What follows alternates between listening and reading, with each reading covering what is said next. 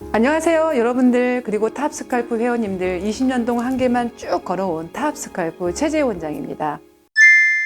대부분의 사람들은 평소 두피의 문제와 모발의 문제를 잘 인식하지 못합니다. 그렇기 때문에 두피 전문센터에 왔을 때는 이미 탈모가 진행된 경우가 상당합니다. 그렇기 때문에 여러분들이 집중해야 될 것이 있습니다. 모발이 가늘어진 현상입니다. 즉 연모화 현상이라고 하거든요. 그래서 오늘은 모발이 얇아지는 이유에 대해서 설명해 드리고자 합니다.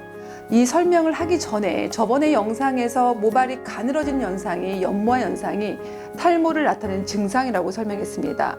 정상적인 굵기보다 모발이 가늘어짐으로 인해서 두피가 두드러지게 보이는 현상, 이것이 탈모를 나타내는 증상인데요. 그러다 보니까 주변에서 두피가 보이면 탈모라는 이야기를 종종 여러분들이 듣습니다.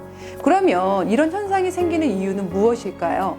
그 이유에 대해서 오늘 영상에서 자세히 설명드리고자 합니다.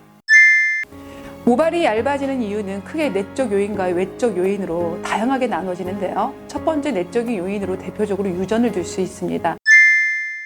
남자와 여자가 다르긴 하지만 우리가 태어날 때부터 엄마 아빠가 주신 고유의 DNA가 있는데요.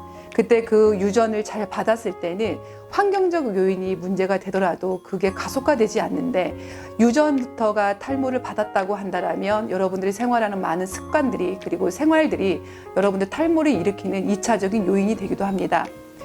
탈모는 남성 호르몬이 특정 효소 5알파 리덕타제에 의해서 변화되어 발생한 디하이드로 테스토스테론이라는 호르몬을 발생시켜서 이것이 탈모를 일으키는 원인이 됩니다.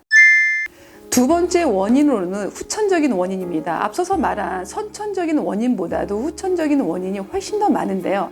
최근에 들어서는 잦은 펌, 스트레스, 잘못된 생활 습관, 불균형한 식습관, 그리고 혈액순환 장애 등이 이런 이유가 될 수 있습니다. 그 중에서도 제일 압도적인 건 스트레스입니다.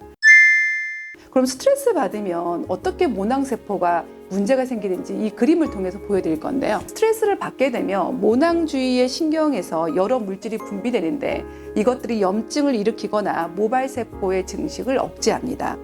호르몬이 분비가 되면서 혈관을 수축하고, 또 수축함으로 인해서 혈액 공급이 안 되다 보니까 산소와 영양분의 공급이 차단하게 되는데요. 이런 것들이 반복되다 보면 모발이 가늘어지는 정말 큰 이유가 되기도 합니다. 모발이 얇아지는 원인에 대해서 여러분들 알아봤는데요. 내 모발이 얇아지는 정확한 원인은 두피 전문센터에 가시면 후두부와 정수리 부분을 진단기를 통해서 비교해 보는 게 가장 정확합니다. 그렇지만 집에서 쉽게 알아볼 수 있는 방법은 이 모나미 펜 정도의 두께로 가르마 부위를 이렇게 대보는 겁니다. 근데 가르마 부위를 댔을 때 두피가 가려지면 정상이지만 모나미 볼펜 옆 사이드로 두피가 보였을 때는 모발이 가늘어지고 있다라고 여러분들 생각하시는 게 좋습니다. 두 번째로는 머리를 감고 나서 평상시에 외출할 때 평소 느끼지 않았던 모발의 어떤 날림, 가벼움, 거침을 느꼈을 때는 전문기관을 통해서 체크해 보시는 게 좋습니다.